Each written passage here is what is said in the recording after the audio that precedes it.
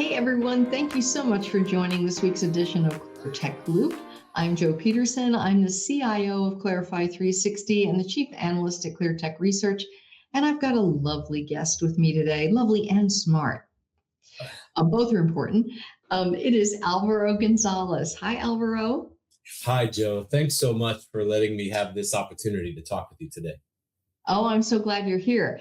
In case y'all aren't following Alvaro yet, you need to. Alvaro is the SVP of Product and Go-to-Market for Assured Data Protection.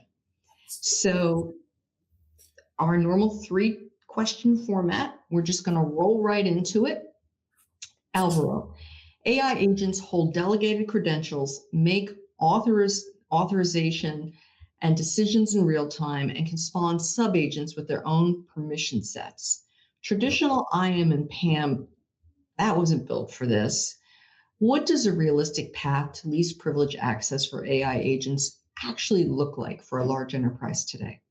Yeah, absolutely. So, in an ideal sense, because least privilege was actually, pretty good place to be when identity was generally static. Now that you have such a high rate of change, identities that come and go and proliferate all the time, and the fact that you can have identities generating identities, it is like a really tough spot to be in. So like the best way to be trying to handle it now kind of is a 3-layer thing, like so many other things in security. They say that security is Swiss cheese. If you think about it in 3 layers, the top would be you want to be able to have a live inventory of what the identities are to begin with. This can be a moving target, but that ability to discover, to auto-discover, to know what the risk surface is to begin with, begins it absolutely.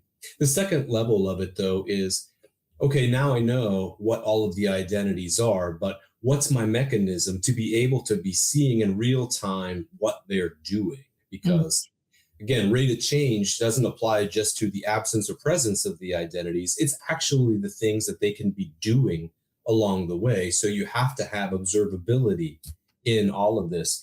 And then, the third layer of it is going to be, how am I going to recover when my first 2 layers of security protection have still gotten overcome, right? Like, it's just like, I'm big on the principles. So many attacks of ransomware, so many other things that we talk about, they don't happen because people didn't have countermeasures in place, because things still go wrong. The things that make them noteworthy ultimately is, in spite of good preparation, they still managed to happen, but the people couldn't remedy the problem. So if you try to address it at the first, those 3 layers, what are the identities? What are they doing? And how do I undo what they do when it's inappropriate? That is the construct that takes you where least privilege itself couldn't go. Like, that's a static construct. When everything's in motion, you need to add the resilience layer to make it a viable thing. Because the alternative is, no one crashes the car when it's not moving.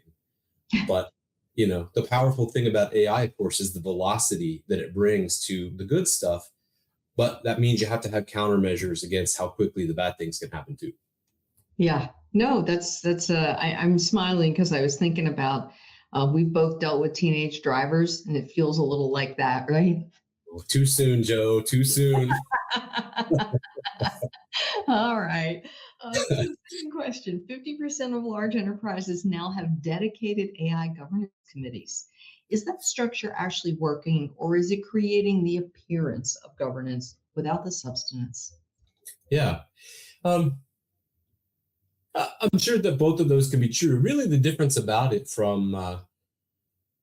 the difference between success and failure, I think, kind of comes down to, it's one thing to have governance structures, but it's another thing for those governance structures to be doing something useful. So if the governance structure is a matter of, we're going to make policies, and then enforcement goes downstream, it goes somewhere else, or things like that, effectively, you kind of have the librarians that they're compiling documentation, they're writing things down.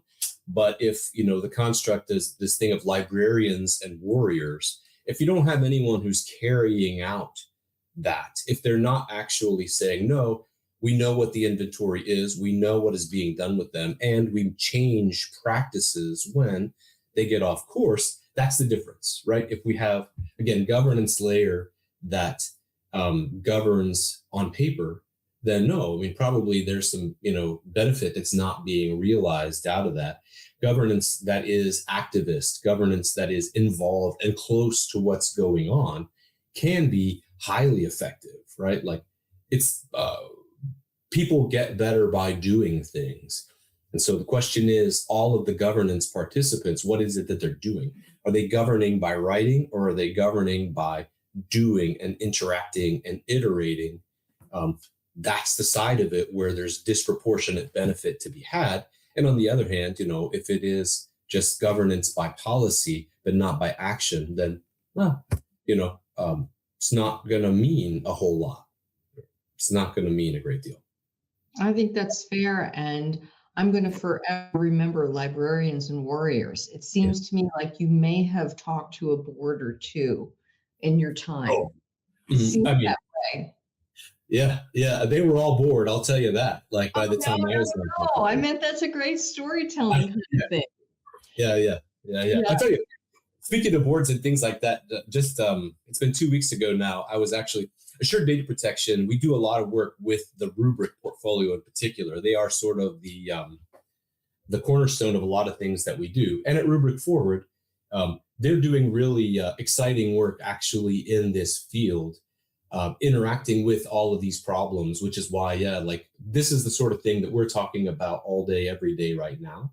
And there's some really great work that's being done in the field. Just earlier today, actually, I had the huge pleasure to meet, and I was having a conversation with the founder and CEO of Strata.io, one of the companies that Rubrik actually just bought, that is bringing some additional really interesting identity resilience capabilities into the Rubrik fold. And, one of the things that's really driving that a lot is, again, all of the challenges in which those guys are already doing very exciting work around identity and artificial intelligence, because it's rate of change, high velocity, that combination.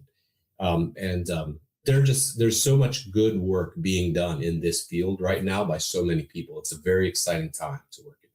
It is exciting. Yeah. So give us a little bit of advice. You get to talk to lots of professionals in the field and lots of customers that are grappling with this problem today. Yeah. If a CISO in this audience is starting from zero on AI agent governance, meaning no inventory, no agent-specific controls, no monitoring, what is the single most important thing they should do in the next 30 days? Inventory is first. You cannot govern what you cannot see, right? So that is absolutely the first place to go. Like, what are the agents that are already running? What are the non-human identities that are in there? And what are people doing with them? And, this is not a new problem. When in the advent of the cloud business, it was shadow IT was, off the books, hyperscale cloud. Like, on the one hand, it's not a new problem. And on the other hand, of course, we all have seen a number of times, like, it's not a pretty process necessarily to get a handle on it, but you do, and then things get better. You got to start. You must start with the inventory. It's the prerequisite for everything else. And so on that same scale, where does building a risk register fall for you? Middle of the scale, closer to the end of the scale, where are you at? No, I mean, I would say that actually the way that I would say it would be, what are the actors? And then what are the consequences of the actions from those actors? So I think that that's actually, something that is a pretty high value activity to do. The thing about it, and the thing that's kind of giving me pause a little bit, is that it's an excellent practice. I'm sort of just thinking about the velocity of change that we started from, that like things that are incredibly well suited to environments that can be, I don't want to say static, but they're not moving at the same pace. I think that, the proactive thing of saying, all right, I know what the identities are. I know the sorts of things that are possible. Let me go to my risk register thing.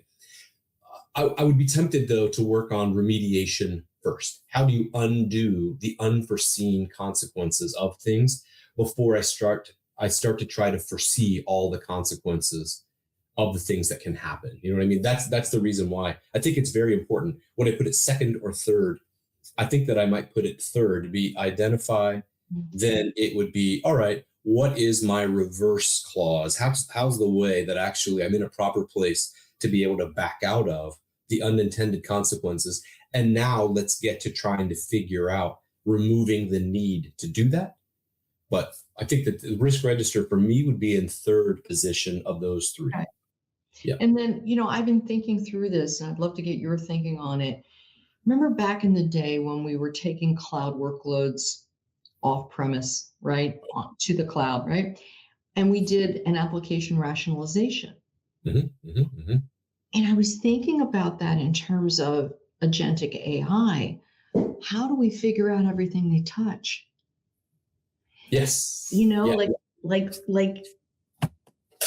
how do we build that and figure out what they're touching? Because they are deterministic. Like they are going to go after whatever and try to get their job done.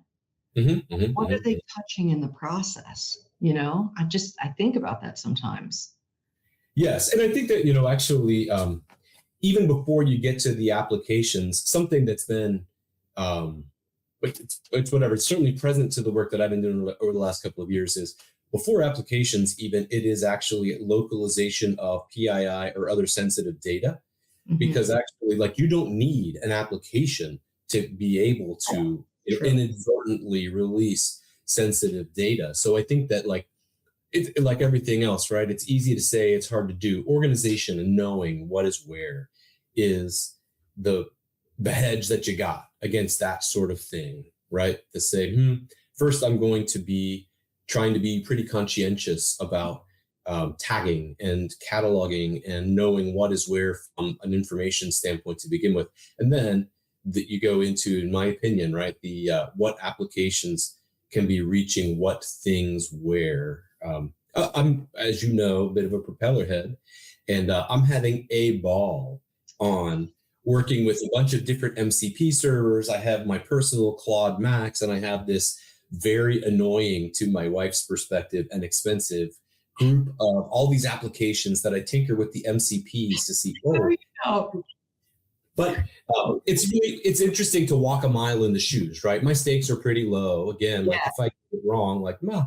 But I think that there's no substitute, though, for getting and mucking around in it to have insight into, oh, gosh, right, like that actually didn't happen the way that I expected it to.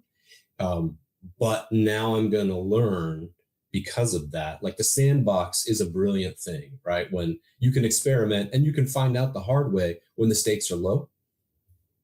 As we did in test devs, right? When we were first going hyperscale cloud, you're like, whoa, that spun out of control.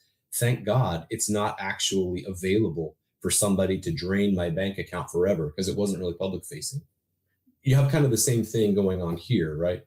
How do you have the right combination of no control and enough control to get the best benefit out of it? And I think that you kind of like, you iterate, you do it in a safer spot. And then you say, all right, now it's a less safe spot, but I have, moved. I have ways to remediate PII or inadvertent disclosure of anything sensitive and kind of move in that direction. Because the speed that you get out of all of this is incredibly valuable, but it's not as valuable as not blowing yourself up to begin with, right? There is the combination. You mentioned teenage drivers, like, you want to go fast, but you don't want to be like 0 to 60 in 4 seconds every time, right? Because when you get stopped 10 times for speeding tickets, you didn't actually get there any sooner. This is like that.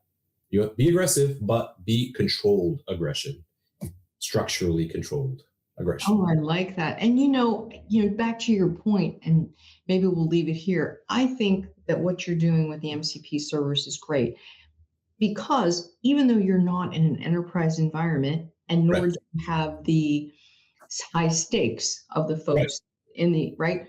What it allows you to do in your role is to ask better questions. Yeah. And Yeah. then you have a sense of maybe what your customer is experiencing on the daily. Just a Yes. little bit of an inkling of that and empathy for that as you approach solving their problems. There's nothing more important than that, actually. And I would say, right, like it's the stakes are low. My lab is like everyone else's.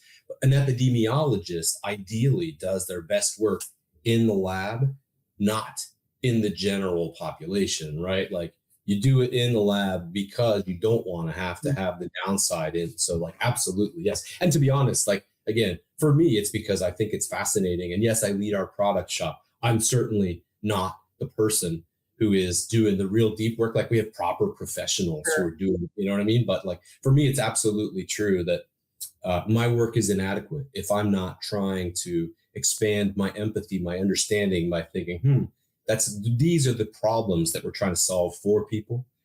Yeah.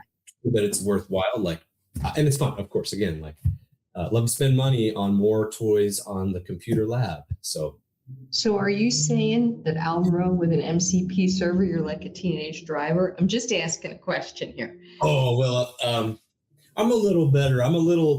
I think I'm a little beyond the category of teenage anything anymore. But maybe I'm a 25-year-old driver. I'm not sure that's much better. You have your Uh, MCP permit. yeah. Well, it's but I'm paying the bills. Like the teenager, you know what I'm saying? Maybe that's the difference. Maybe that's it. All right. Well, you're always fun and always interesting to talk to. So thank you for taking time today. And thank you all for joining. I hope you had a little bit of a laugh with me as well. Yeah. Thank you.